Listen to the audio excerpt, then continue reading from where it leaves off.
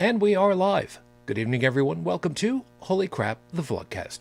Vlogcast comes from a skeptical point of view to answer some of the questions of why. This Vlogcast started as a combination of spite and the Streisand effect, because here I am trying to make sure that I've got everything working correctly on my side, and the one thing that I didn't check on was that I was peaking my audio up into the red. Those of you that know anything about audio processing, that's usually a bad thing. So I gotta tinker around with something, or alternatively, I could just, be careful about how loud I am. Why would I ever want to go ahead and do something like that? That would be silly. Part of this is to follow through with the old adage that sometimes the journey is more important than the destination. I'm your main host. I'm known as Shujin Tribble, and you can find me pretty much everywhere under that name. That's Shujin. Hi, good to be back with you. Yet again, I have only one co-host for the time being, and this time it's from the right coast of North America. So, Unrenowned Tech, good morning. It is morning, yes. I don't know why you had to point that out to me. Because I try to remember what time zone everybody's in so that I can actually say, good evening, good morning, good super morning, or whatever the hell time it is. Oh, that's right. I didn't tell you. Just kidding. I Way have. too early in the show for that. Ooh. I have the Flagon with the Dragon, which has got the vessel with the pestle has the push. Try it again. The vessel with the pestle has the potion with the poison. The flagon with the dragon has the brew that is true. I know that I've screwed it up a couple of times, but ask me the last time that I actually went through that line. I'm going to say just wet your whistle before you do that, and you probably have better luck. Well, in this particular case, I don't know how wet that would be because I'm drinking Prosecco. For no other reason other than I can. And it was Valentine's Day recently. And yesterday, Friday, because I had the day off from work. Friday, I finally had my traditional ice cream meal. So there was that. It's short version of it is, for Valentine's Day, the kid and I would go out to a local ice cream shop, and we would have our one big meal of the day, and it would be a big ice cream sundae of some kind. And I had mine finally. Even though I didn't go up to the place we'd normally go to, I made it my own damn self. And I got the French vanilla from Breyers. I wish I had one of the those shaved ice parlors that they have in Japan here in the U.S., where you sit down and you got this giant bowl of shaved ice with all these different flavors and toppings and stuff.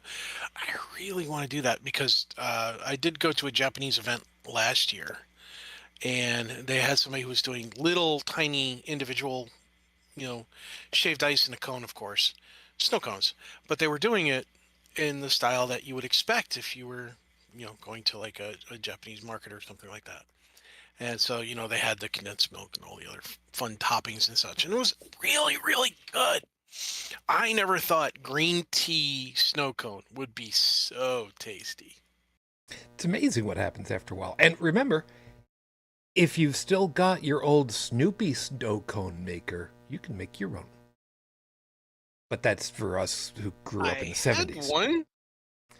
It broke. Yep, that's one of the problems, that the tendency with that damn thing. And a lot of things were made to last back then. I mean, look at the easy bake ovens. The only time those things really broke is just after they burnt down a house. Such happens that way. So, hi everybody, good to have you back again. So, of course, as always, if you decide that you're going to be joining us, you're more than welcome to do so. Those of you that are watching over on YouTube, of course, there are two things about that. One, you will see that up in the corner over here, I still have Bridget's name, because I'm expecting she's going to show up, because she has a tendency to show up, and instead of like moving it around and everything, I figured I'd just leave it there, because maybe she'll show up, maybe she won't, probably will. Maybe, I don't know, we'll see. So that's not a mistake on my part. It's just wishful thinking. And of course, if you decided that you wanted to be joining with us and chime in over on the live chat over there, you're more than welcome to do that. So, Stephanie, you made it this morning. Hi. Mooncheeks, good to see you. Hi, Io. And happy gang signs, Zane. So, Smooth Vaughn, welcome down. Good to have you. I'm certainly hoping that everything works out well enough. Yeah, as far as to my audio being less than optimal recently, the mixer that I have, because the microphone that I work with has an XLR connection. For those of you that don't know exactly what that is, don't worry. The higher end microphones and audio equipment use XLR, which is basically just it's a round piece with 3 pins in it. And in order to connect that to a computer, you need to, well, have an adapter of some kind. Usually, you'll use like what I do, which is a mixer, so that you've got several inputs, and I kind of needed that. And unfortunately, the electronics on it are not going well. They're not happy. And unfortunately, I don't have the expertise and know-how to go digging around to try to figure out exactly what piece inside of it is going wrong. It's entirely possible it's the power supply. Somebody sent me a replacement one. I'm going to be testing it tomorrow. But if that doesn't change anything, then the problem is internal, and I have to be hoping that it just doesn't suddenly just stop working. Which eventually it will. It could be, 2 hours. It could be 2 years. There's no way to really know. As I was taught a long time ago from some ham radio guys, solid state stinks. Because vacuum tubes will continue to work, if not necessarily the most efficiently, but they will continue to work and slowly peter off until they just physically can't work anymore. Solid state, something either fucking works or it fucking don't as soon as you turn on the power, and there's no in between.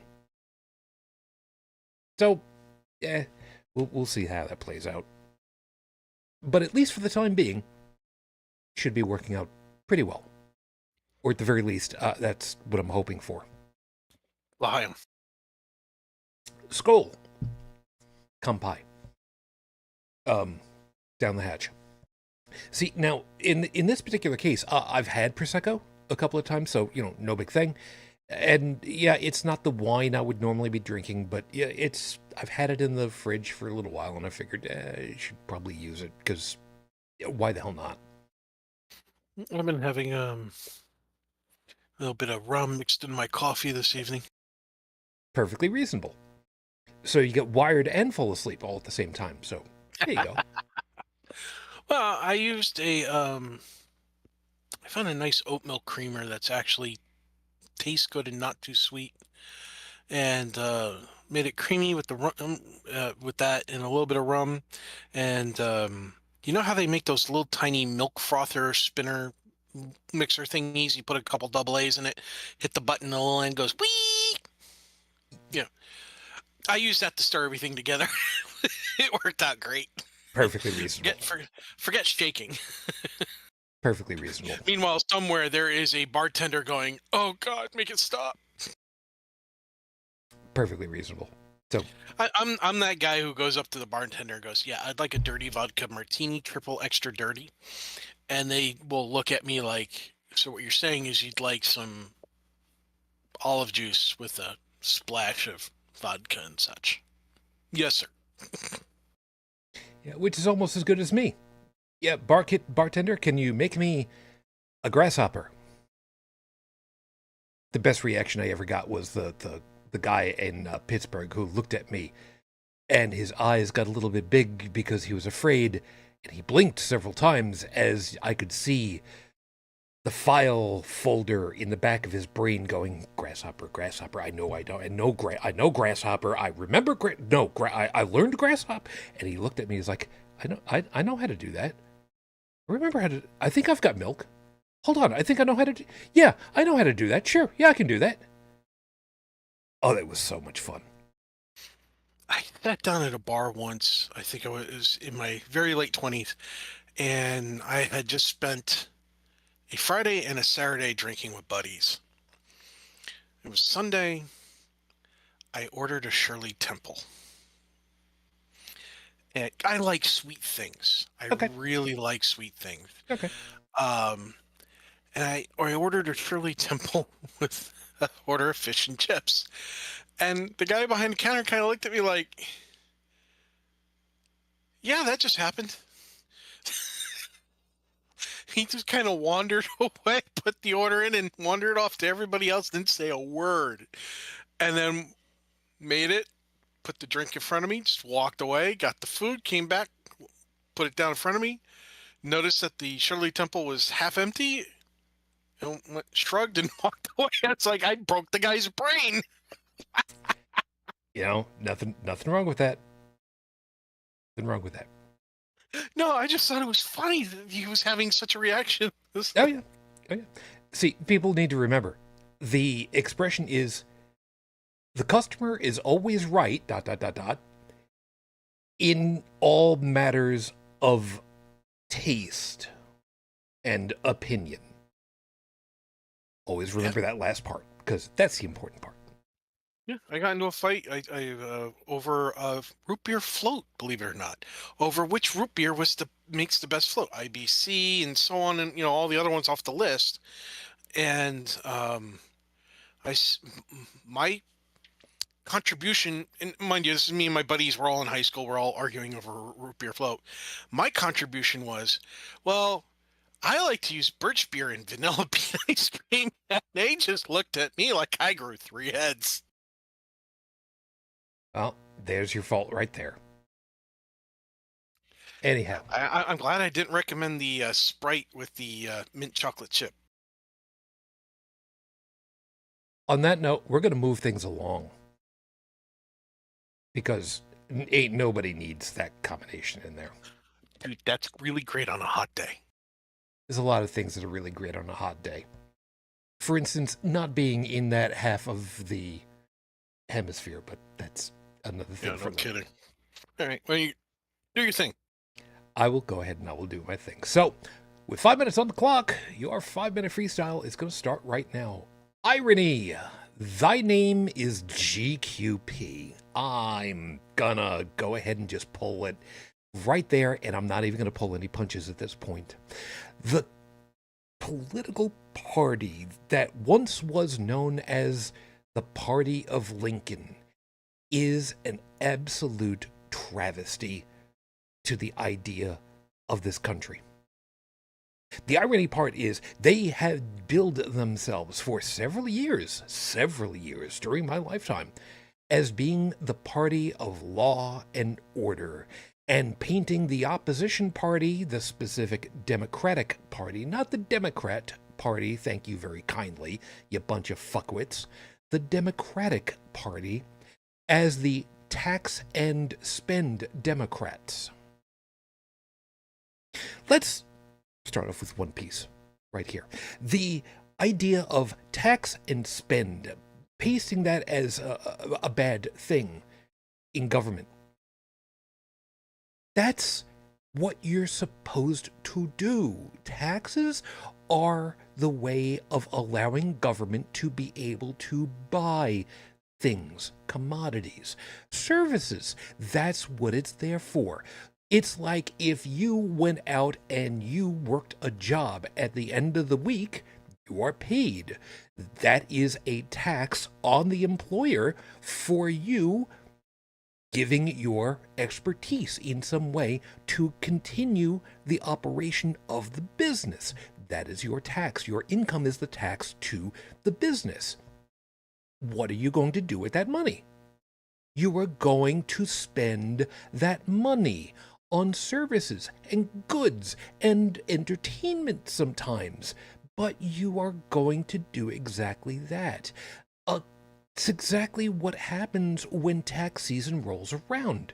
Taxes are accumulated so that the government can buy things. So in order for these warhawks to go ahead and keep paying groups like GE and Raytheon and Blackwater, etc. ad nauseum, so that they can continue to have new bullets and bombs and petrol for all of their war machines, you need to tax. But then they go ahead and they complain that there shouldn't be taxes, or it should be lowered, incredibly so, for the groups that are the employment makers, the job creators. What? No, that's not how that works. That's not the way that any of this has ever worked. So when this group goes ahead and says that they want to be the party of Lincoln,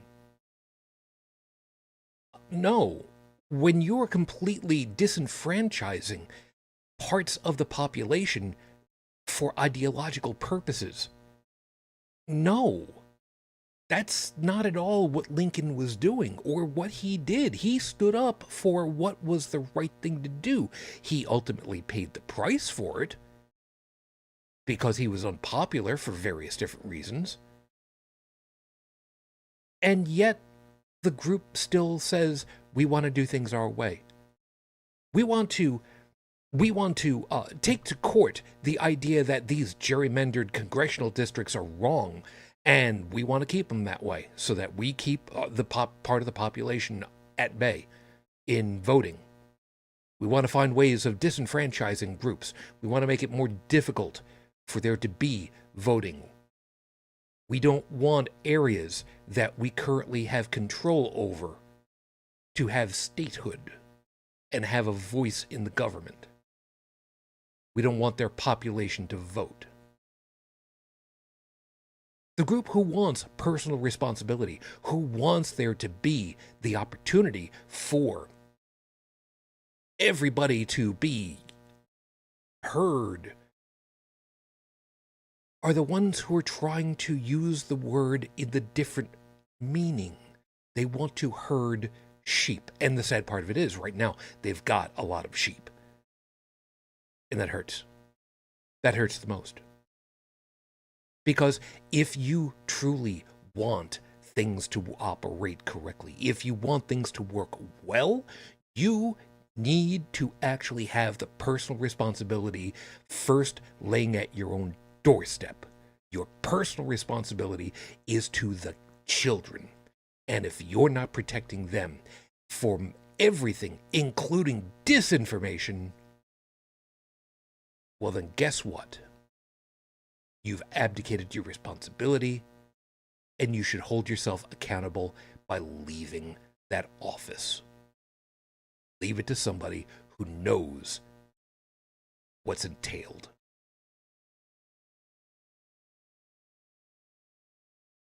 You know, I almost entirely blew my my F-bomb quota for like the month right there, because this idea has been rolling around in my head for a little while, and my God, man, I'm just so sick of this. I'm just so sick of so much of this crap, you know? Oh, I feel you completely. Yeah, we've had talks about this, but we'll kind of come back to that. On the bright side, it is time to get on to the next subject, which of course is the horrible scopes. So for those of you that know what your astrological sign is, cool. Those of you that don't, you can just get yourself one of those D12s with the cute little symbols on them and memorize what they all are. And if you don't have one of those already, get in touch with the nice folks over there at Heart of the Game Fredonia. I don't think they can ship anything off, but send them money, and maybe they'll hold one on account for you in a little box somewhere, and keep your name on it, so that when you visit, because you will visit, because it's a nice town, you can pick it up at that point. So remember, that's Heart of the Game Fredonia. Let them know that Shujin Tribble sent you. That's Hail Hail Fredonia. That's the home of the Blue Devil. So, since these scopes are due to be released on March 1st, we're actually properly into the first quarter of the new year. So we're doing a checkup on you all to see how you're doing with the New Year's resolutions we gave you. You did take those seriously when they were assigned to you at the time, right? I guess we'll find out. Aries, you were tasked with watching some old Buster Keaton films and learning how he was like the original Jackie Chan performing stunts. Right now, you're rated about 3 out of 10 on this one? Because, yeah, you looked up a couple of Did You Know videos on YouTube about Buster Keaton, and you watched 2, but then you got all pedantic because we misspelled his name originally, which took you down a rabbit hole about how Michael Keaton chose his professional name for Buster, and then that was the end of that. So this week, if you're going to go all rabbit holey, at least learn something worthwhile. Taurus, we expected big things out of you, and you almost didn't disappoint us. You were tasked with, quote, just read a damn book for a change, would you? Unquote. Gotta hand it to you, Taurus. You actually remembered to do this. The reason we're scoring you a 6.5 out of 10 is because you decided to actually read instruction manuals. Yes, you now know things you didn't know before, like how to properly change the oil and air filter in a 1967 Buick Skylark, but that's really not that helpful. So this week, reread The Monster at the End of This Book, starring lovable, furry old Grover. It's got a 4.9 out of 5 on Amazon, because someone didn't rate it 5 stars. So now we know where the real monster is. That is a 5 out of 5 book. That is a 5.5 out of 5 book. What's even better is listening to the book as it's being read by Grover. I used to read that book to my son, and I would do it not in Grover's voice, but I would do it using Victor Borge's phonetic punctuation. Okay. Yeah. Overachiever? Much? It gets better. I went into school for him so that I could read it to his class that way because he requested it. It was worth it. Yeah. Dad of the year there, buddy. Gemini. First off, got to apologize. We told you to find your collection of old games and suggested you play You Don't Know Jack again. Full marks on finding a way of getting the installer to run.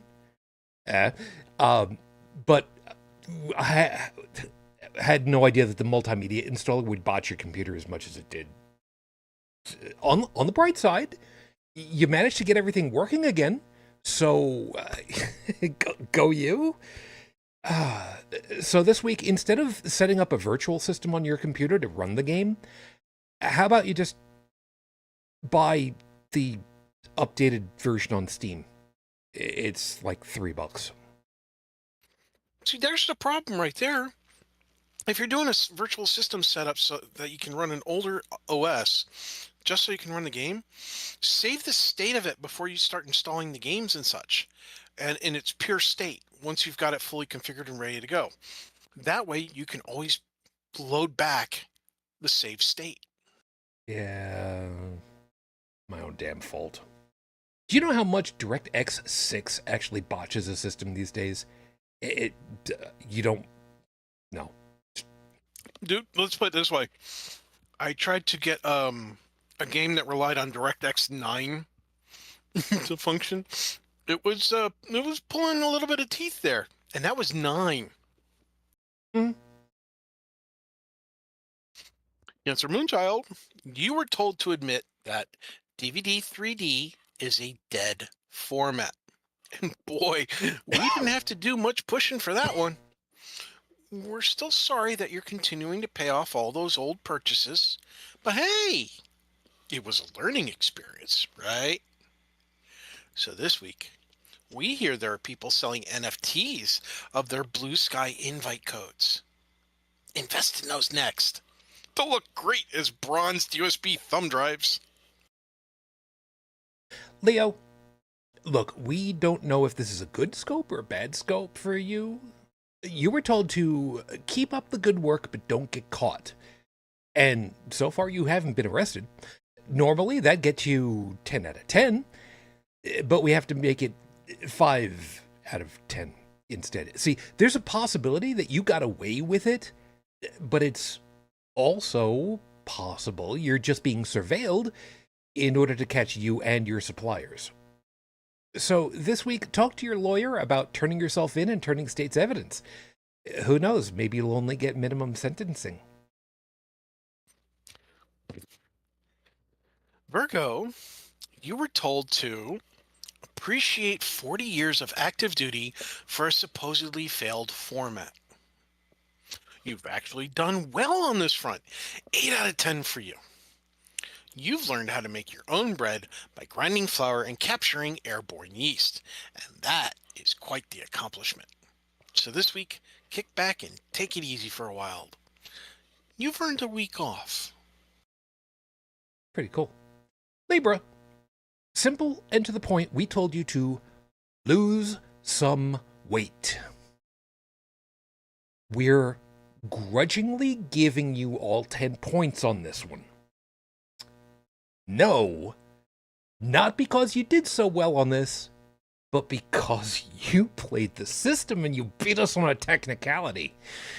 Yeah, you did lose weight by giving up your glasses and wearing contact lenses. That does not fit the spirit of the task, though. So this week, lose some body weight. You are not screwing this one up on us again. Oh, I could think of a few ways around that statement. So help me, you go ahead and you start talking about having toes amputated. I am leaving you off the side of the road. No. I'm thinking of ways to do it without incurring bodily harm. You know, passing those kidney stones, for example. Scorpio, we told you to, quote, try replacing your mayonnaise with Caesar salad dressing for a new kick, unquote. Technically, we have to fail you on this task, but we're giving you 8 out of 10 instead. Instead of replacing your store-bought mayonnaise, you learned how to make your own. Yes, it was really easy to do, but all the experimentation you did got you some fun tastes. So this week, try making your next tuna sandwiches with mayo you made with the oil from the can of tuna and see how that works. I mean, you're going to need to use oil anyway. Yeah, and you can actually make some really interesting flavored mayos by picking up like garlic infused oil or even making your own garlic infused oil, but you get the point. Oh yeah. Sagittarius, you were told to learn how VHS and Laserdisc compared to each other and weep at what we were denied. Yeah, we're still annoyed at the industry too. So we're giving you 9 out of 10 for becoming motivated to fix up Laserdisc players so they can come back. So this week, turn this passion into a business as soon as you can come up with a smart company name. I had an extended member of the family who actually invested a whole lot of money in Laserdiscs and stuff. And boy, were they pissed when it basically bottomed out. Yeah, we had somebody Friday night who came up with what I thought was like the best name, and for the life of me, I can't remember what it is now. But I'm sure Io will probably, hopefully, maybe remember. Yeah, it might happen. Capricorn, we told you to make sure you don't destroy everyone with your awesomeness. Well, 10 out of 10 since we're still here. I mean, what more could we ask for? You far surpassed our expectations. This week, stop being an achievement hunter. By the way, achievement hunter is absolutely hilarious. Aquarius. Last time, we told you to watch the movie Contact, and good on you for doing that, 9 out of 10. We're only dinging you 1 point for not getting emotional with the dedication at the end of the movie for Carl. So this week, for a simple $4 a month, you can join and support the Planetary Society. Do that. I actually really do highly recommend joining the Planetary Society. Pisces, there are some special birthdays coming up this edition, so we're adding 1 point to your score. You're getting 2 out of 10. You had a simple task. Learn what the sunk cost fallacy is. And did you? No! Seriously, there are resources to learn about these logical fallacies. So this week, have you heard of the ship's thesaurus? Yeah. Solve that problem, and you'll get more stars. Oh, and for our listeners, do a quick search on Imager, if I pronounce that correctly, for logical fallacy ref, as in referee. And it's awesome. Print out your favorites, put them on your wall. When your coworkers do something stupid that falls under that, point at it and go, read it. Yeah, 2 things. One is the ship of Theseus. Sorry, my brain saw thesaurus. Yeah, I know. It's Greek. It's what happens. And if memory serves, I believe the web resource you really want is Your Logical Fallacy Is. It could be .com, .org. I don't remember what it is, but Your Logical Fallacy Is. So, good on y'all for that one. I like the ref just because it comes out meme style, and you can literally print them out and frame them. I have 2 printed and framed that I put in my cubicle at work. Which 2? I don't have the names memorized, and my brain's not working well anymore because of illness. But one of the 2 is in reference to the fallacy where somebody thinks that just because they've done it wrong before and for so long, that it's okay to keep doing it the wrong way. It's acceptable. Pretty sure that's sunk cost. I thought sunk cost was that they've invested so much that they'll eventually or is that the gambler's one? The gambler one is you've done it enough, it's finally going to come forward for you. Yeah. And then the other one is that just because everybody else agrees with you doesn't make you right. Essentially, I'm paraphrasing. Yeah. So those are the 2 that I have up because we shifted a lot of systems and a lot of ways of doing business. And people are like, well, I shouldn't have to do it this way. We've never done it this way before. We've always done it the other way. And I just point at the fallacy and like, hey, over here. And I was like, well, everybody else agrees with me we shouldn't have to do it. So why should we have to do it? And then I point to the other one on the other side, over the other shoulder. And they're just like, why do we even talk to you? And it's like, I don't know. I'm trying to make you go away. Those are your horrible scopes for this week. Remember, if you like what you got, don't really much care, because that's just the way that it works. But if you'd like to influence these, get a nicer or nastier one for yourself or someone else, you can literally bribe me by feeding my vanity monster, or literally bribe me. Take a swing over to coffee.com/Icarus the Lunar Guard. Yes, there's a story behind that. And I'll be more than happy to see what I can do about that. I'll have these posted at the end of the week. Tumblr, Twitter, Facebook, Discord, Blue Sky. If you would like one of those cool Blue Sky invites, even though they don't use them anymore, I'm currently selling like 15 of them as NFTs. So if anybody's interested, just get in touch with me, and I'll see what I can. I'll see what I can do. I'm sure I've got a thumb drive around here. I've got a thumb drive, and I'm pretty sure I can find a way of bronzing it for you. We'll see what comes of that. This is episode 484 on the docket, Your Honor.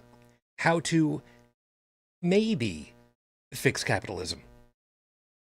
Now, I'm gonna be making references to a couple of fictions, and the problem of it is, some people will know one and very likely not the other. So, that's okay. I'm not going to necessarily suggest that folks go looking for it, but it'll be what it'll be. There are a couple of items that kind of came through my head as I was looking at some pieces that were coming up on various social feeds. One of which was saying that food is a necessity for life. And when half of all food is simply destroyed, wasted, because it didn't sell for a profit, then there is a serious moral failing societally. And that's something that should not be allowed to have happen. If we've got all this extra food, first off, the fact that we have extra food is worrisome when you've got quite that much. But the fact that it isn't getting to the rest of society, the rest of the world's population, well, there's a problem there. But that's neither here nor there just yet. So there are a couple of pieces that kind of put together into my head. From Star Trek, Next Generation era, Next Generation and Deep Space Nine, there were a couple of situations where they talked about money and how it was no longer the driving force for humanity, that we've since stopped trying to accumulate wealth. We try to better ourselves. And it's a wonderful idea. It's a wonderful concept, and I would really like for that to be a thing. Now, there's a lot of economics behind that we're not qualified to go into. But the problem, one of the biggest problems with capitalism is not necessarily the competition is good, because you can actually use that to the betterment. The problem is the accumulation of wealth needs to change. And there is a fiction series. The writer's name is, well, shoot. I literally had the name in my head like 2 seconds ago. And I will remember it again in due course. But it was a series of stories on, of all things, alt-sex stories back in the newsgroup days. Elf Sternberg. And it was a science fiction thing. And one of the things that has always stuck with me was how they described how currency, quote unquote, operated in this far-flung future where there is no money, but currency, the wealth, as we would think of it, is reputation instead.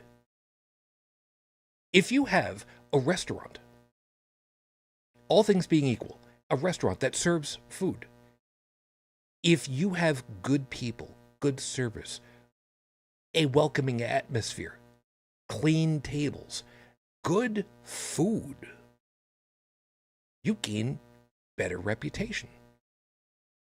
And that's what drives the quote-unquote economy. People want to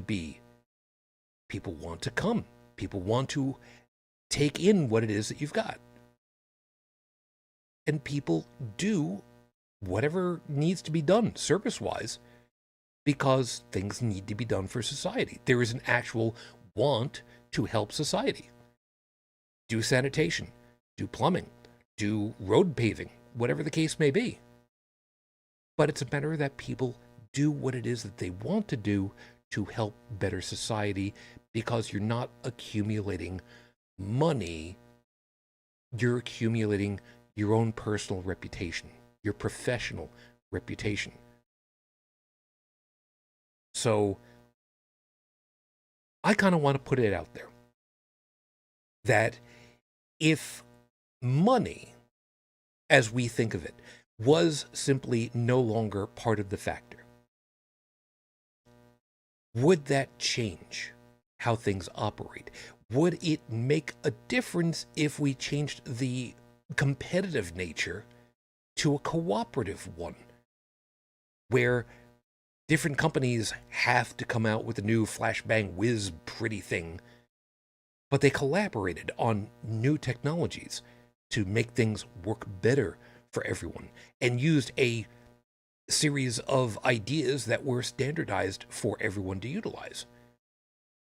And if people were simply allowed to do jobs that they are best suited for, that they enjoy, instead of doing whatever it is that they can get away with doing just because it's what they can get. So I don't know that we're going to fix any economies this way, because what I'm talking about is something that needs to be really, really, really in depth money wise because of the current way that things operate. But I really kind of wonder, like I said, if the change of wealth was done, could we actually make a society that operates so much better, an economy in society that works so much better, that isn't trying to grind people into a piece of the machine, shall we say?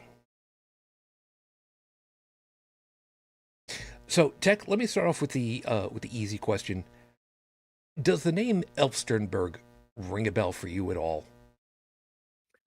No, but the concept does. Um, I read a short story where somebody basically wound up in the future, and there was no money. There was a currency in terms of different kinds of points. There were points on interpersonal skills. There were points on your technical skills, and points on demonstrable knowledge, and so on and so on. Um, so it's not a new concept. But the thing is that you're just changing the money currency format. It's still money. It's still currency, which means people are still going to maintain it. Some are still going to try to hoard it. You can't. You have to obliterate the concept of currency and money completely. You can't. To have a society that is focused solely on sustainability and forward progression, where nobody has to worry about paying for anything, you actually have to get rid of the act of paying one way or the other.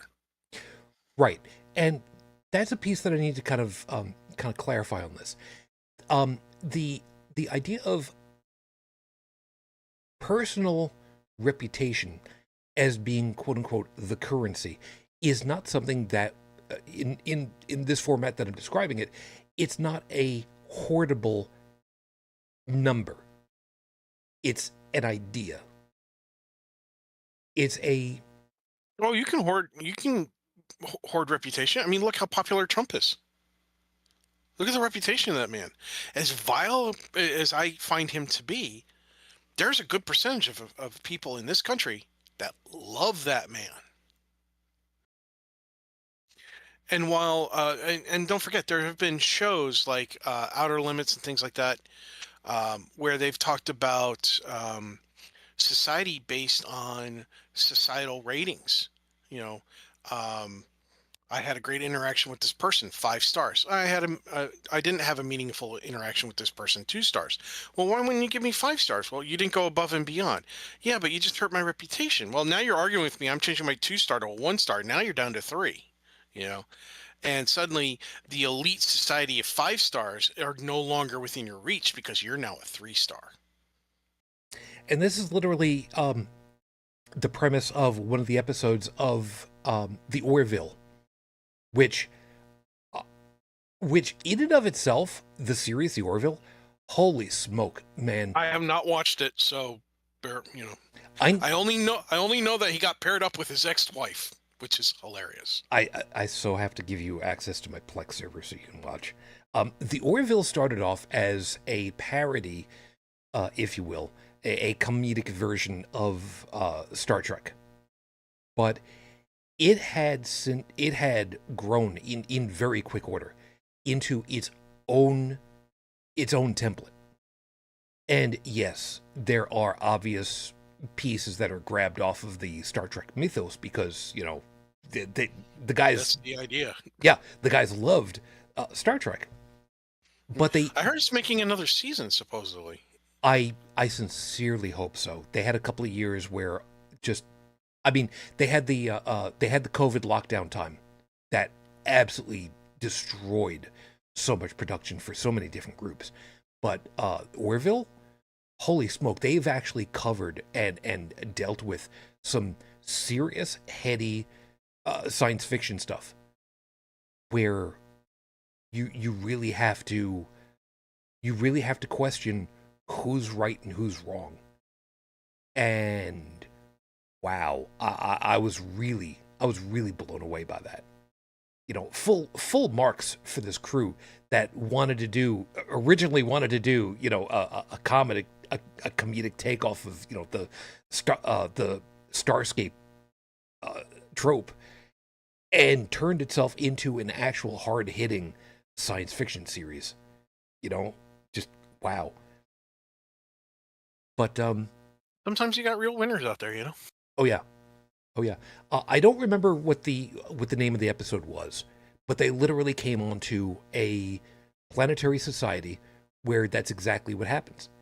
Everyone wears a badge, and it's got an up arrow and a down arrow, and depending as to how things operate for you, somebody likes what you've done, they reach over, they hit your green button for the up arrow, and your reputation goes up. And if you've had a bad experience with somebody, hit their red down arrow, and their reputation takes a hit. The science fiction, whatever it was, Outer Limits or whatever, episode that I saw, people had essentially their cell phones, you know, futuristic versions of the cell phone, and you would pair it to the person and then do it on the cell phone rather than reaching out and touching the person. Yeah, I know you got your tricorder. You can get brownie points, but Not tricorder, communicator. whatever. Anyway, it's late. that's fair. That's fair. I know there will be a Trekkie out there that'll ream me out later. I'm not into that. Anyway, that'd be me. That'd be me. The point is, though, is that it's still a form of currency. The way that they used it in that situation, absolutely yes. Yeah. So anytime you need to be able to have somebody exchange something for something, knowledge for services, knowledge for knowledge, services for services, product for product, product for knowledge, whatever, you're setting a value. Okay. And currency was supposed to essentially be the equalizer. Okay, I've set a value of $3 on this product, and you've set a value of $10 on your product. So we swap, and then I give you an additional $7, and now it balances out to 10 to 10. You know, that kind of thing. Or I don't have a product to give you, but I have the $10, so there you go. And the problem with capitalism in general is that it doesn't take into account limited resources. When it's unrestricted, it attempts infinite growth. You cannot have infinite growth with finite resources, finite time, finite physical labor, okay, finite employees. You can't have infinite growth. It's not sustainable. They have the concept of sustainable capitalism, which balances out sustainability of finite resources. And by resources, I'm grouping all the stuff I just said into one to save on time. Sure. And with the needs of the society. And both capitalism as well as sustainable capitalism all have the same flaw. And that is, it will only work as well as the society that is using it wants it to work. At least as far as the people who make the decisions about it. Right now, a lot of politicians are making a lot of decisions that people don't like, and it's affecting a broad spectrum of people in a really bad way. But until the people stand up and do something about it, it's going to keep happening, and it's going to get worse because the people in charge are the ones who benefit most. And it should not be that way. iOS put out a couple of pieces to kind of help out over here. The episode in question for the Orville was called Majority Rule. And yeah, it's a wild concept because it is very much a funhouse mirror look at how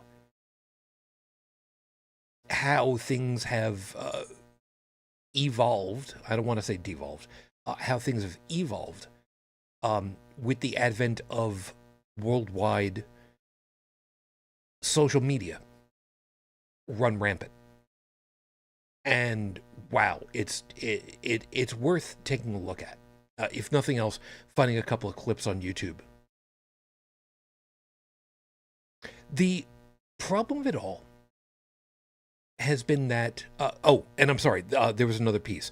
Where was it over here? I would also said sounds like a guaranteed universal basic income. Well, now see, here's the thing. I was going to disagree with you, but thinking about it makes me realize that universal basic income is supposed to be a way of making sure that no matter what you do above and beyond, everyone has enough money to live off of. And by live off of, I mean get food, get shelter, be able to, travel in order to get to wherever it is they want to get to. That they've got enough to, at the very least, subsist. It may not necessarily be the greatest of lives, shall we say, but at least people have a leg up. They're not actively languishing, if that makes sense. But for me, the idea should be simply that, and it's a weird concept in my own head. People do. It's a very simple idea.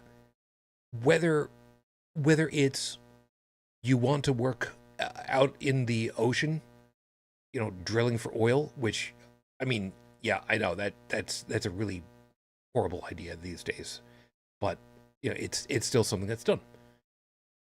Or if you want to be a music producer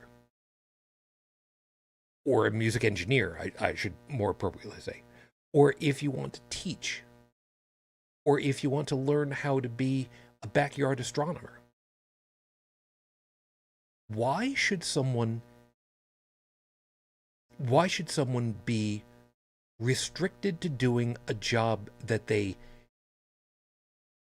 do because they need money, as opposed to a job that they have an aptitude and an enjoyment of, so that they can feel good about what they're doing when all is said and done?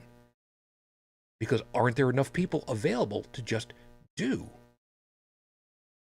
And if someone wants to open up a restaurant because they know how to cook, they've learned how to cook, and they want to serve people food, not as food. There's a Twilight Zone episode in there somewhere.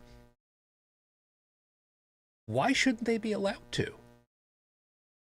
And Well, they're limited resources. agreed. Now, agreed. The hardest part about trying to make sure or ensure that people are doing the things that they want to do. Like if you have a guy or gal who loves or really enjoys, because they're good at it, being a street sweeper, then make sure they're a street sweeper. But at the same time, you have the other people who will love being a street sweeper, but they suck at it and they're not getting any better, and they've been to training and they just can't seem to get the hang of it. Now, I use street sweeper. You can replace that job with anything, and you guarantee you know somebody like that. They love their job, but they just suck at it. And what do you do in those societies? How do you compensate for that? And then Well, now hold the hold on, real. hold on, hold on, hold Oh, on. go ahead. Yep, yep. Before we move on to another one, go ahead. Right, because to me, I would think in a situation like that, like what you're describing, that and this is the way out there portion of it all, I would expect that there would be enough personal response to be able to say, you know what, you're right. I'm not really doing good at this. I enjoy this. I'll find a way of doing this as a hobby of my own, but I'll go and see if there's something else that I would much rather do instead, that I'm having fun at, that I'm good at, and move on to Thank you. something else. Thank you for not making me say that. Because in conversations I've had, not only do we talk about that subject, but I'm the one who's saying essentially what you just said. Yeah. And of course, they disagree with me because they can't see it. And that is part of a major problem here in America, is that we can't visualize these changes very well as a society. Um, Case in point, the concept of no money. We are so neck deep into currency and the value that we place upon it, not just the monetary, but other values as well, that we can't see a world without it, despite the science fiction, despite the novels and the movies and such. We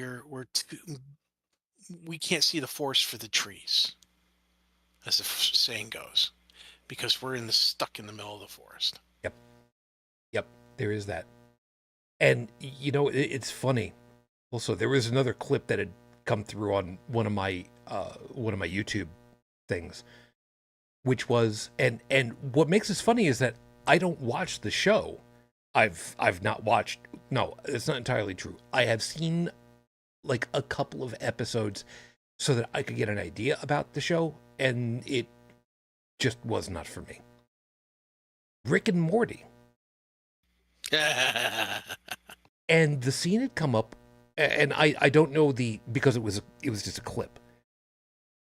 The scene was that Rick was intent on absolutely destroying whatever the galactic everything was, and the two kids that were with him, his niece, I guess, had ideas on what to do about it, and it was all violence based, and Morty was also having ideas, and for him it was all blood and guts and blowing stuff up too. And Rick is just like, no, watch this. All I'm going to do is change this number from a 1 to a 0.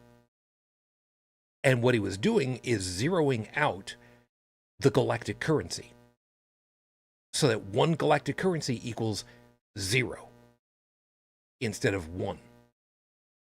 Effectively, completely and utterly wiping out all value everywhere. And that was one of those items that for me was just like, what happens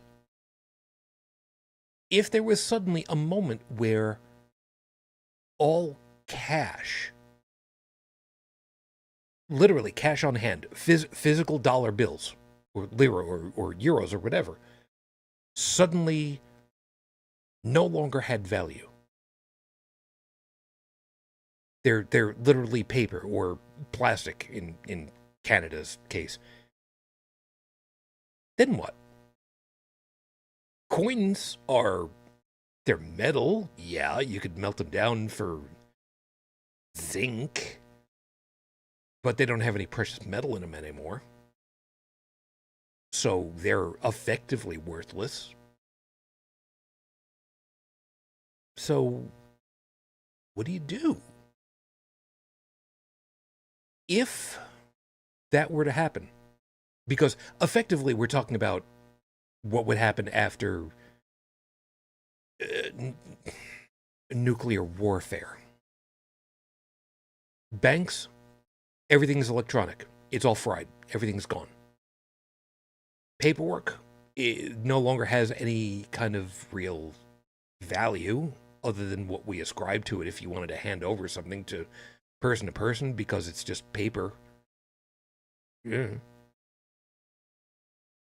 But it was really interesting to me to think of the idea that your idea of destroying all society is to wipe out the economy, to literally nullify the economy.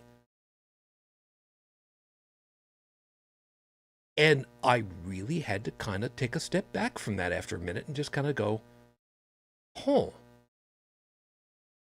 what would happen? Who would do what? Who would be able to do anything that would be considered, quote unquote, worthwhile?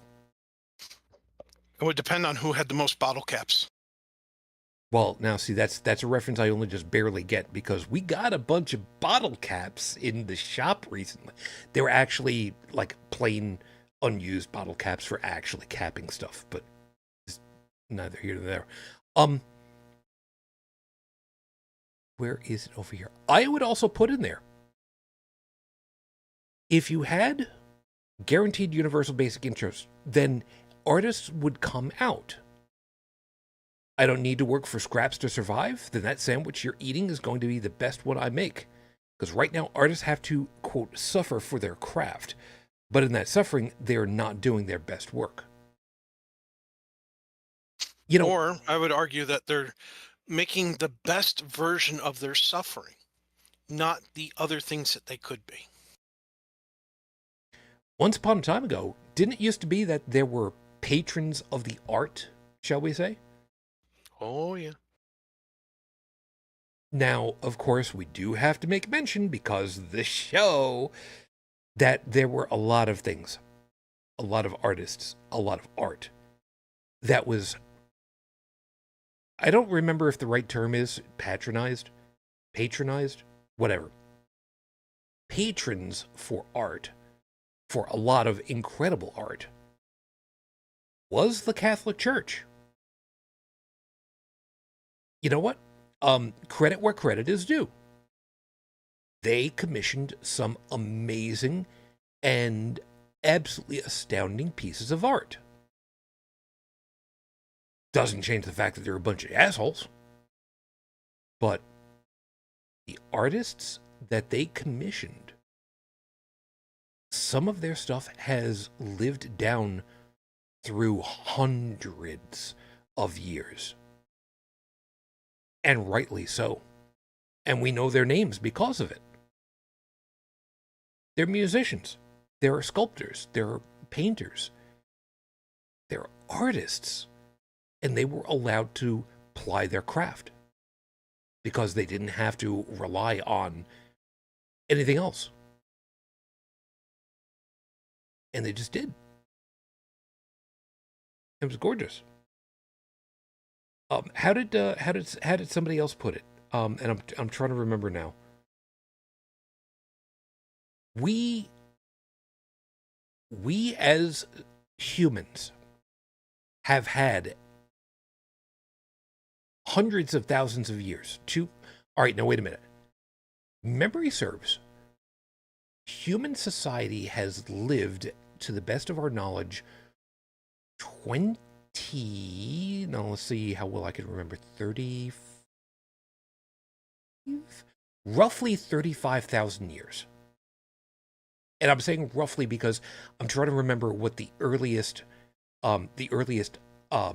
societies that we've been able to identify so far have been. And I'm trying to remember if it's 20,000 or 35,000, but be that as it may, let's just round it for a second. 30,000 years.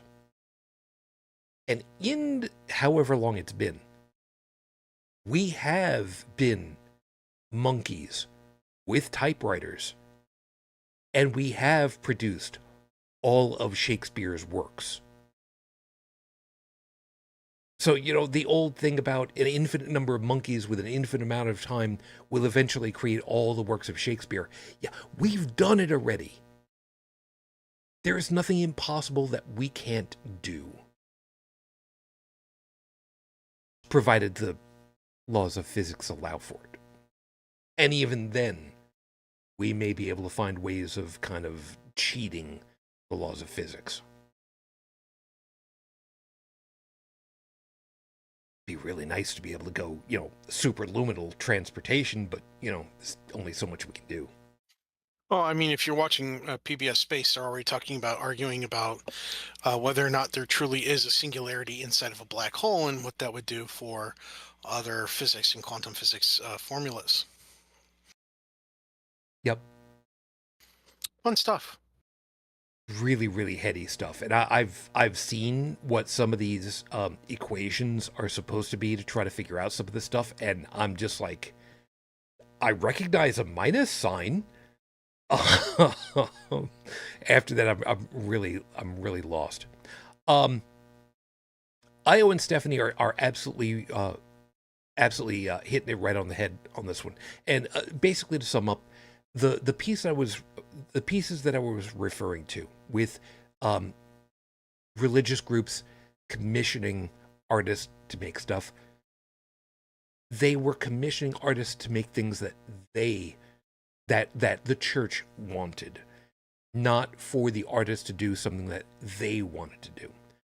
Now, that's fair. That is absolutely fair. And I didn't think of that piece of it. So again, credit where credit is due. And that's also not uncommon mentality with patrons in general.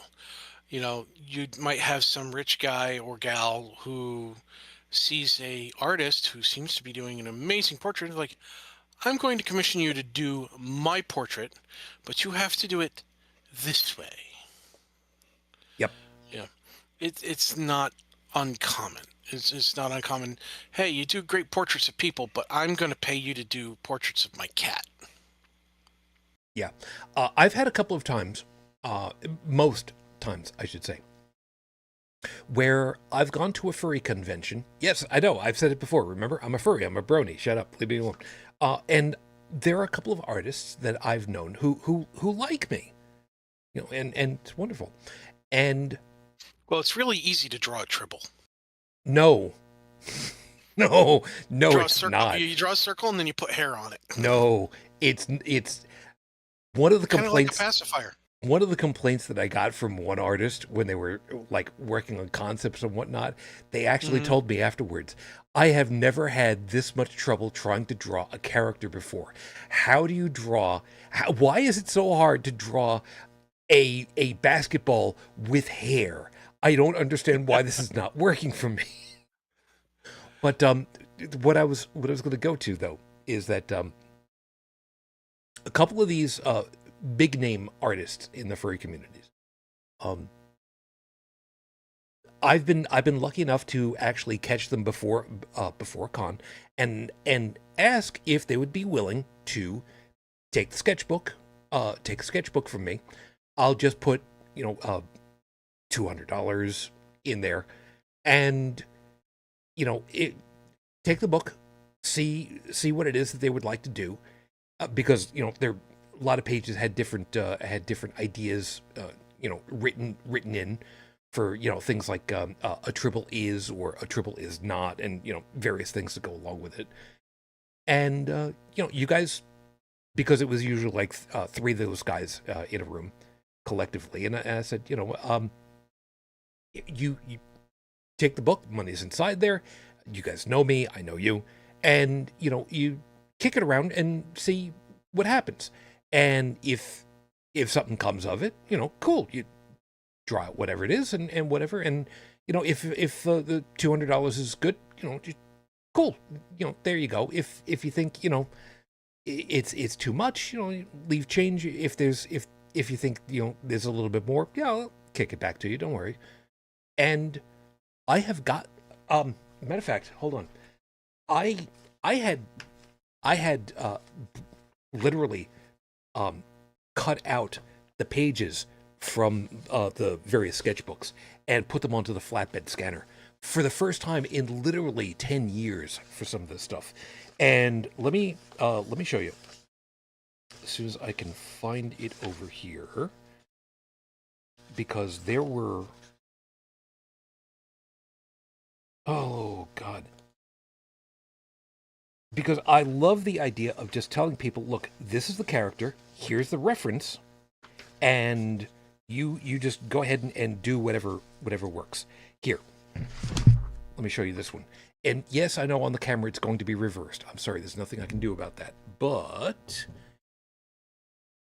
that is one where the guys were basically just told, look, just kind of do and see what you come up with. And I just left it to them. And they did some amazing work over here. For the people that are just listening, it's Tribble with a thing across his head, and the big title on it is Tribble Gear Shujin. My weapon is a tool of justice. And it apparently, if I remember correctly, it was supposed to be a reference to Metal Gear Solid. Yes, it looks exactly like a parody of Metal Gear Solid. Yep. And that was the point.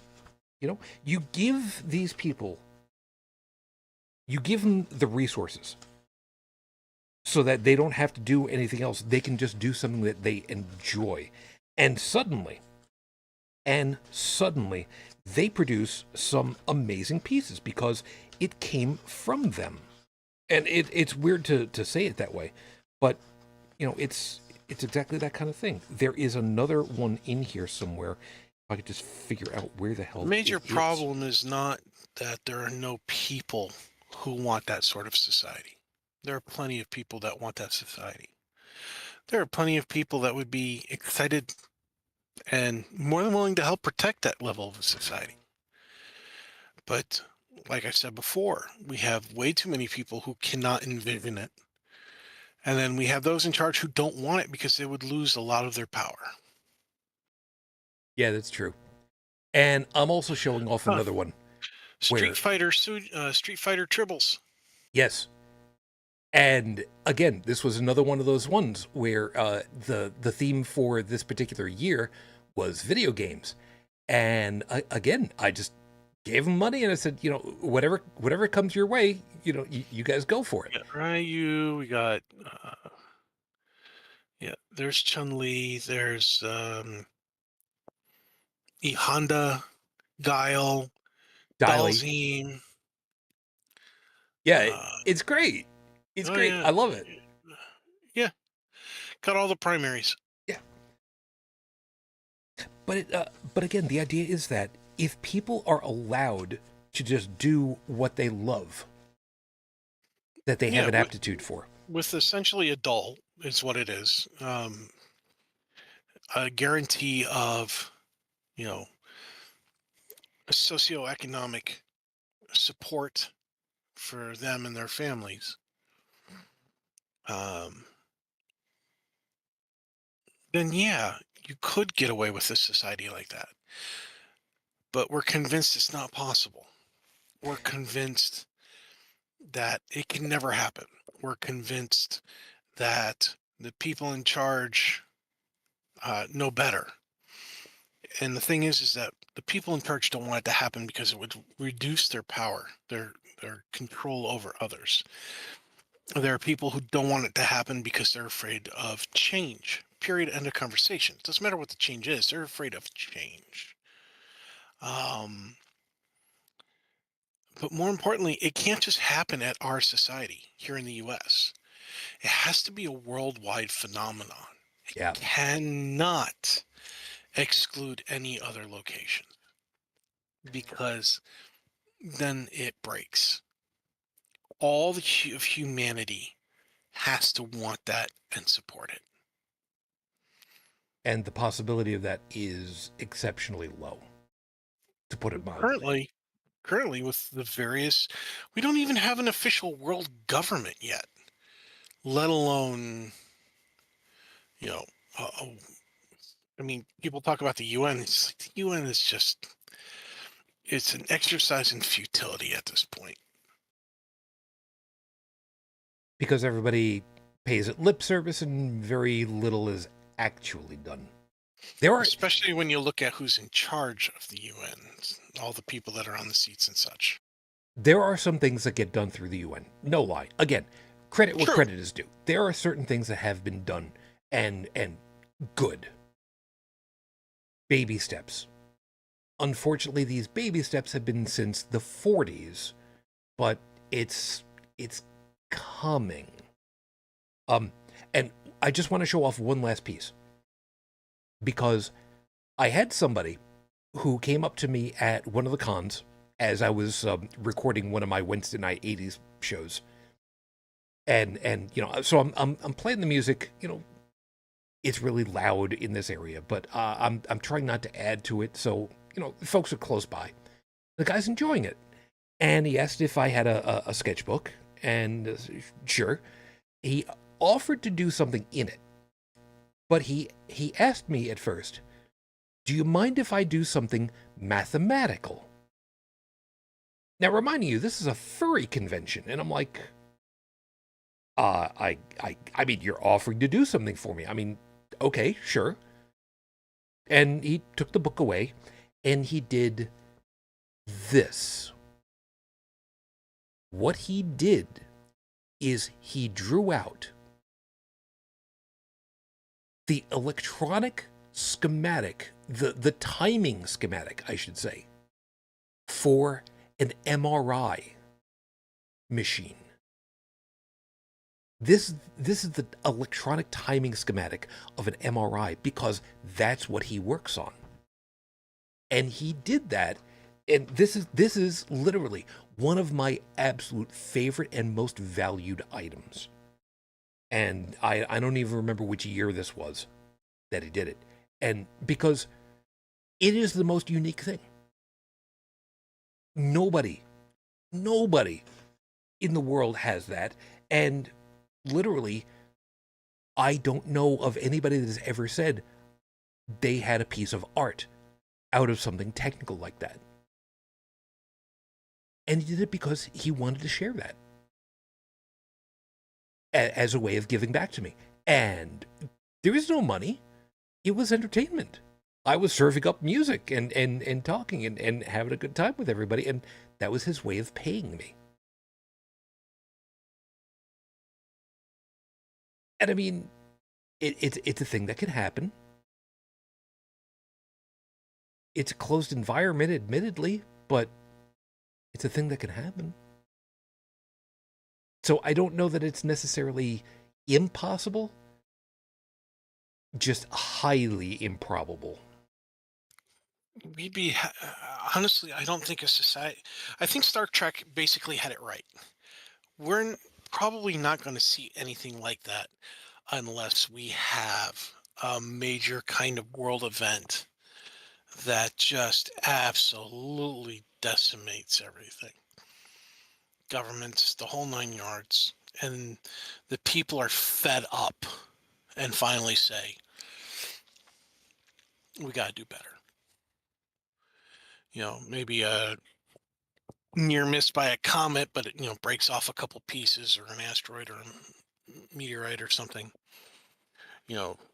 Natural disaster caused by Mother Nature, or biological outbreak from her or ourselves, whatever. But something that just knocks out a whole lot of humanity, a whole lot of infrastructure, and we learn our lesson.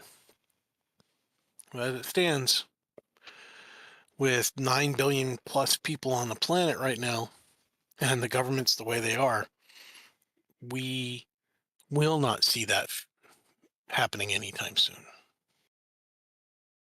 There is a different piece then. And I also mentioned about this one. With capitalism, as we've said, the driving force is continue to be bigger. Infinite expansion, infinite growth. And that's simply just not a thing. And one of the things that drives that is competition. And unfortunately, in this particular context that I'm giving you, competition is to the detriment of others. Now, I put that in the terms of, and give you a perfect world way of doing things now.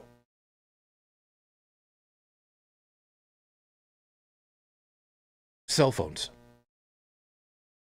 electronics in general these days, there is always the what's the next version got? What's the next whiz bang? Yep. And part of the problem is not that there are so many different companies, because, I mean, okay, you know what, whatever. And I do not begrudge the idea of the Apple computer product line. You're doing a thing? Cool. I mean, that's your thing, that's your niche. Okay. But why can't there be, why shouldn't there be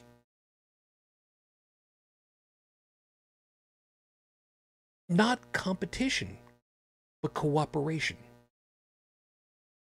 Research and development is all well and good, but why can't it be for the betterment of all?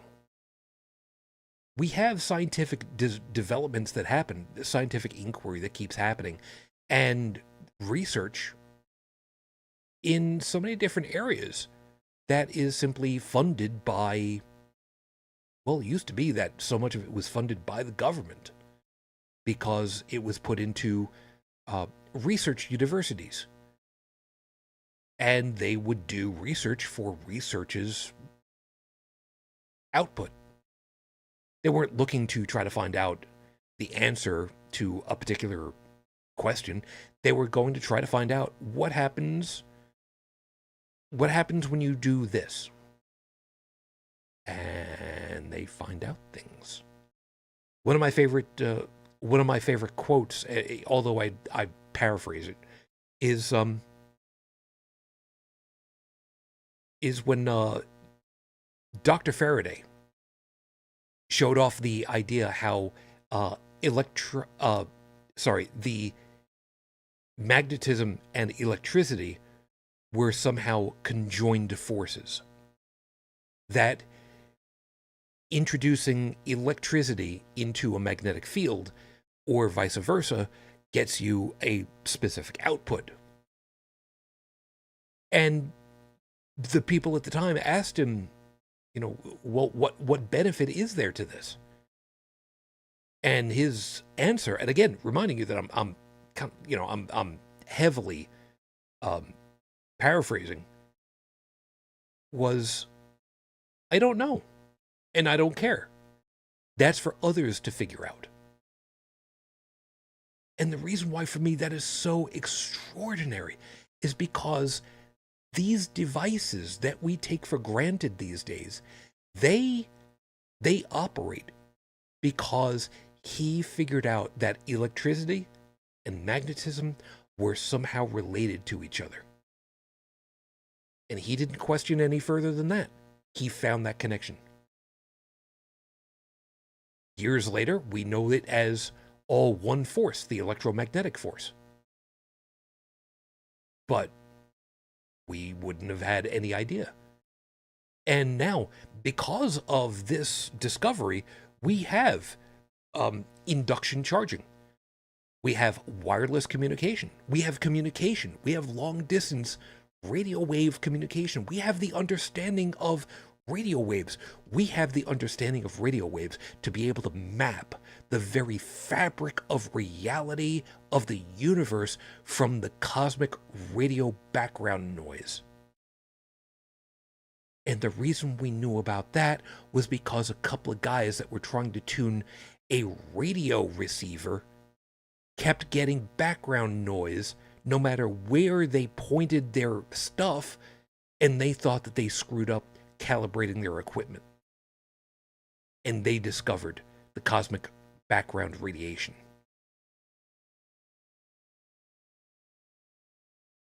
So, you know, there are things that we can learn.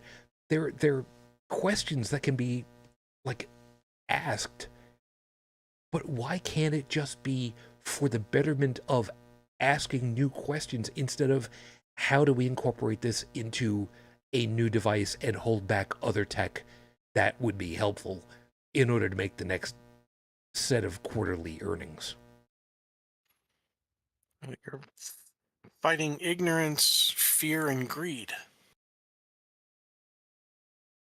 Sorry, microphone flipped out of the way a bit. But you're fighting, uh, ignorance of the process and possibilities. You're fighting the greed of the people that don't want regular capitalism, unrestricted capitalism, to go away, and fear of change, of any kind of change, fear of specific changes, um, and of course, fear of those people in charge, retaliating. Um, Fear of having their opinion known and it being different enough that they might feel they might get ostracized. It's so many different things. And that hurts because it doesn't have to be that way for so many things, you know? Well, I mean, it's like an EpiPen. It doesn't have to be $700. Well, fortunately, it no longer has to be. Yeah. Yeah, but that took its sweet-ass time being done. You can get, as a doctor, you can get a little ampule with the same medication that you find inside of an EpiPen. And it costs them, $2, $3, an ampule. So, and that ampule is one dose. So the EpiPen delivery system is one dose. And they put a 1-year expiration date on it, but a lot of EpiPens are good for like 3 to 3.5 years total, or 2.5 years past its expiration date. That's just false information. That's lying. And yet the companies are allowed to do it. Yep. I'm looking for the Greed. information, by the way. I found a news article from 2016 from CNBC talking about how much it costs to make EpiPens, and they are referencing another news article from also that same time frame, and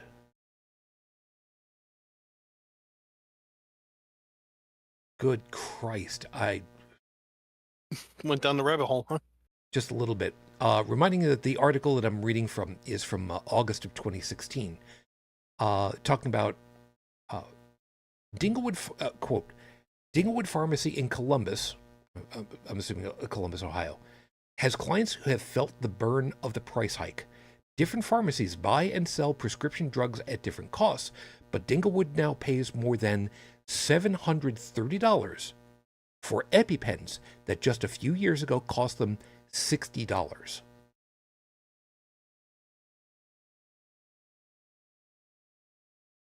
And EpiPens, according to this, experts say EpiPens hold about $1 worth of epinephrine, yet are now costing hundreds of dollars each.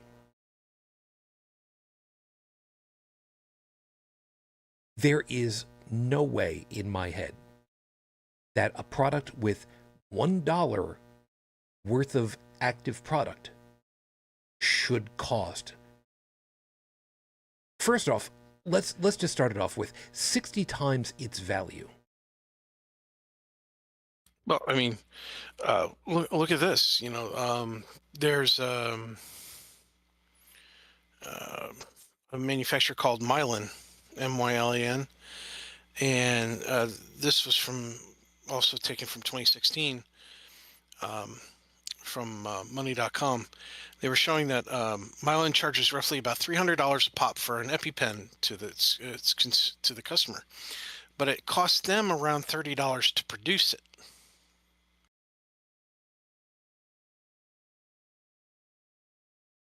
So they're doing a 10 times markup. Yeah. Yeah. It's literally disgusting for something like that. For life-saving meds should not be out of the reach of anyone. Somebody pointed out, Norcan right now can be administered at if not zero cost, at almost zero cost, to save the life of someone that's having an overdose of whatever the drug is. I've forgotten off the top of my head. Doesn't matter. But yet people who are a much, much larger part of the population who would need this drug in order to make sure that they do not die because of a biological instability. And it's not just available. I don't know how to deal with that. Hey, I blew my pharmacist's mind the other day. I was picking up a prescription for somebody else. I looked at the price tag and I said, "Wow, the price of the medicine go up?" And they said, "No, there's a generic for it now." I said, "Oh, so they're no longer covering as much of the brand name original anymore, then, huh? In terms of cost?" "Oh, no, that bag has the generic in it." I said, "Are they getting a larger amount? You know, like instead of 1 month, 3 months, that sort of thing?" Or, "No, it's the same amount." So what you're telling me, if some company out there made a generic form of this medication, Yep. and it costs more money to buy the generic than it does to buy, the brand name, and the pharmacist got real quiet, then went over to the computer, started looking at them, and went, "Holy crap! How is that possible?" He said, "Yeah, the generic's supposed to be less expensive. In this case, it's more expensive, by a lot. So I don't think this person wants the generic. How about you go ahead and fill it with the other stuff?" And the thing that kills me about that is thinking that maybe, just maybe, it was because of the way that their insurance was covering it. Which, in and of itself, is a whole other piece that we're not going to go down that rabbit hole because we don't want me yelling. Oh God, and if we had screaming. if we had an episode on insurance companies and insurance stuff here in the U.S., that would be our whole show for like the next 20 years. It's entirely possible. Yeah. But it is also entirely possible that the insurance, the insurance would pick up a different amount because it's a generic versus a name brand version. In all my experiences with insurance companies, Bridget, you're failing us here. In all my personal experiences with dealing with insurance companies, both for myself as well as family members, I have only this one event where the generic, after insurance coverage, took care of paying the majority of the costs. The generic ended up being more expensive than the brand name. And I've been around for close to 50 years.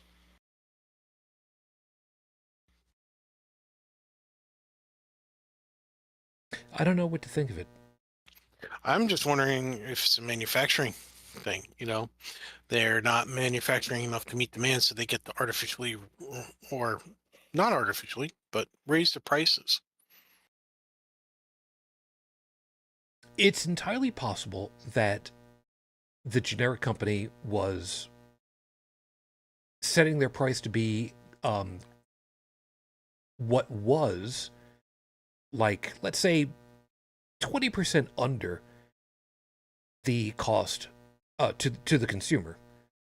And then the name brand company just lowered their price in retaliation.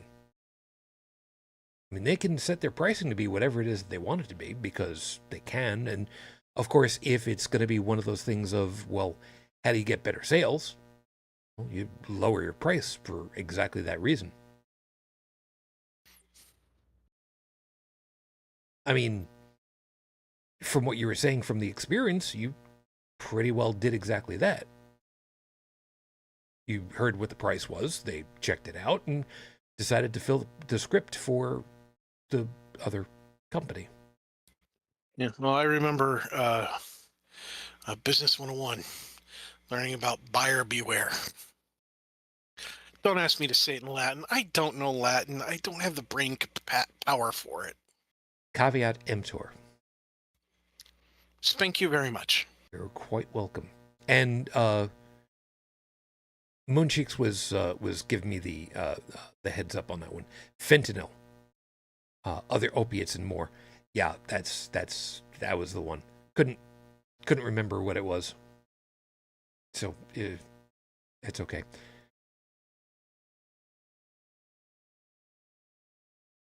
But the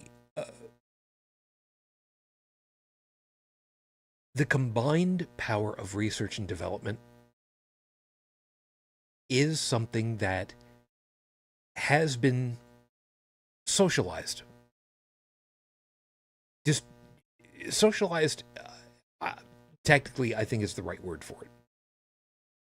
If you look at, oh great, so I'm gonna have to put another. I'm gonna have to put another thing into show notes, and I'm making tabs for myself so that I remember about these now. Meanwhile, your browser crashes. Hopefully not, because otherwise we got a problem.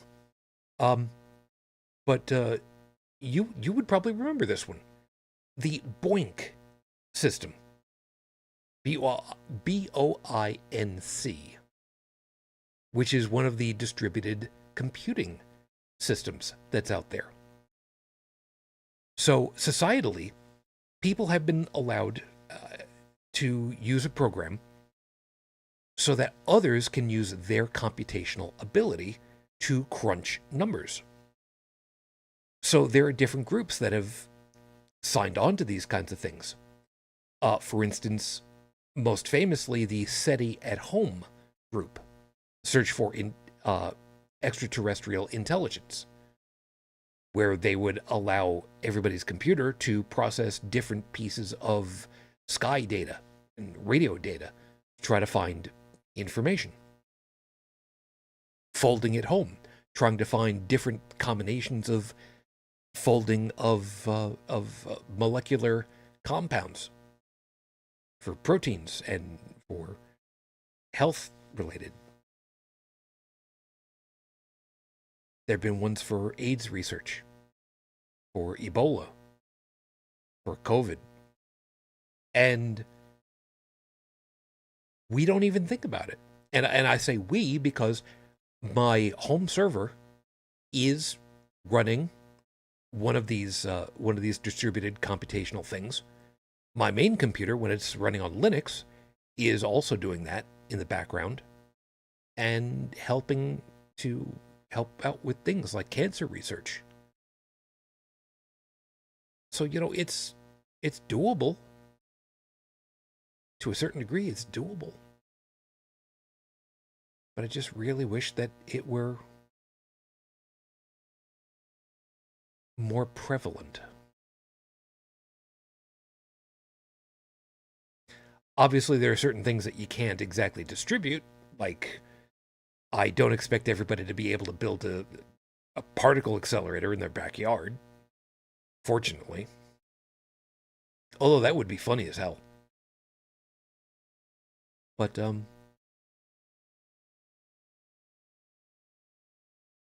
it would be really nice if there was far and away less competition to the detriment of others and more cooperation for the benefit of all.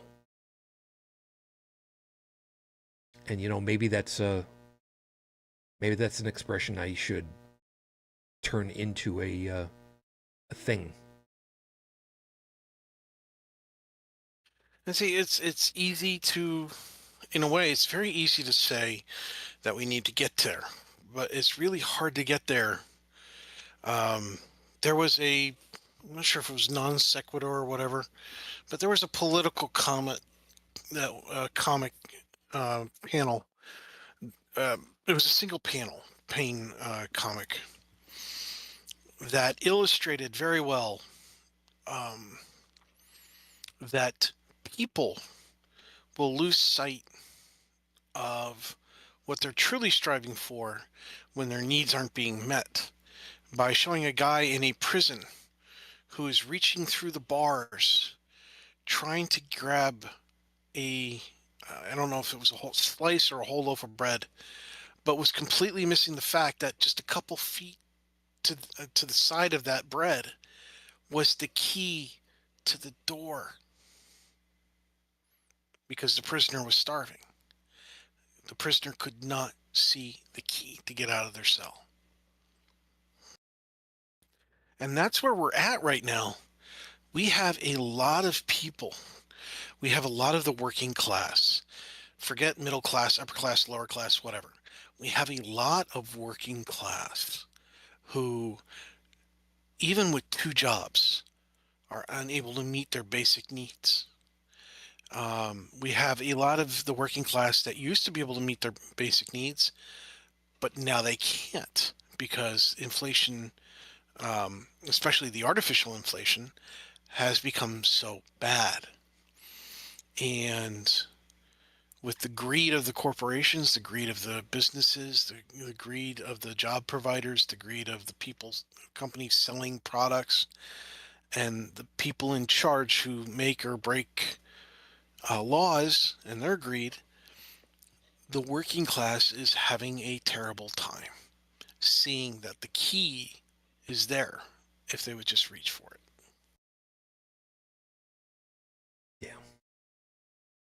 Yeah. And Stephanie's pointing out I could never join in with this because I switch off my computer when I'm not using it. That's neither here nor there. These kinds of things would actually use I used to study at home. It's just a matter of it uses resources that aren't in use. And so if you have your computer on and you're not using it, you have a lot of unused resources for that machine anyway that can help work on processing the numbers and such for study at home and so on. However, if you are using it, then you have resources. You don't have a lot of resources that are not in use. And study at home would be slower to process on your end, but it could still process. You could actually tell it to reserve some small minor amounts of resources for itself. So you don't have to leave your computer on. Yeah.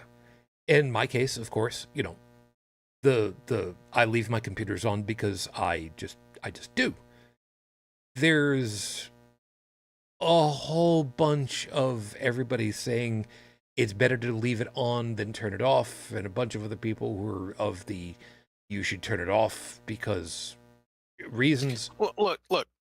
If you are conditioning the power that goes into your computer, if you have the appropriate equipment to not only prevent brownout, blackouts from affecting your computer by having a battery backup, the systems that are protecting not only surge but brownout and conditioning to a beautiful sign that your power supply is going to love, leave your computer on.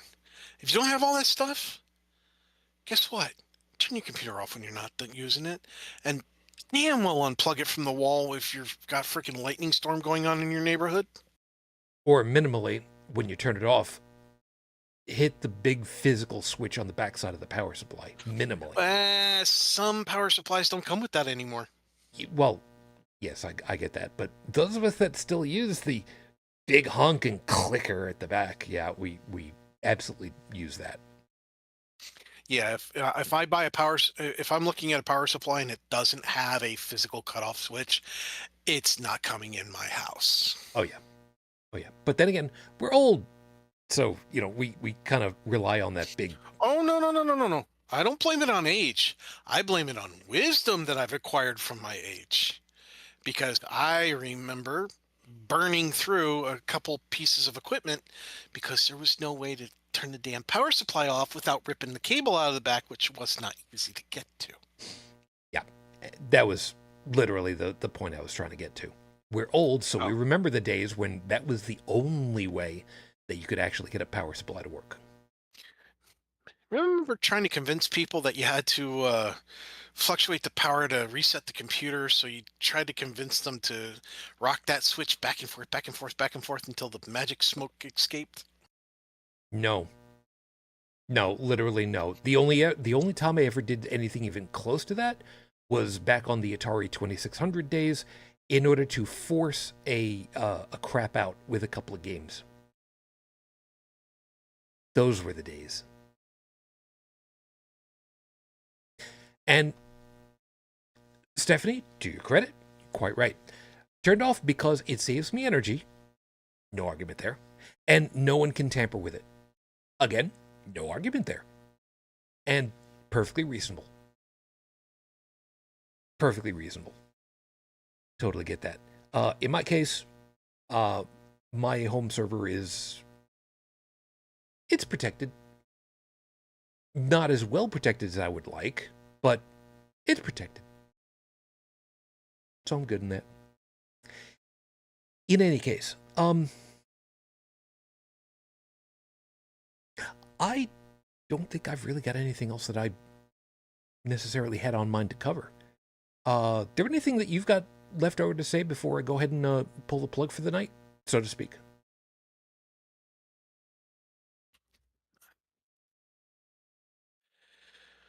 I don't think so. Yeah, it's late, and I think we actually stayed pretty on topic for a change. So,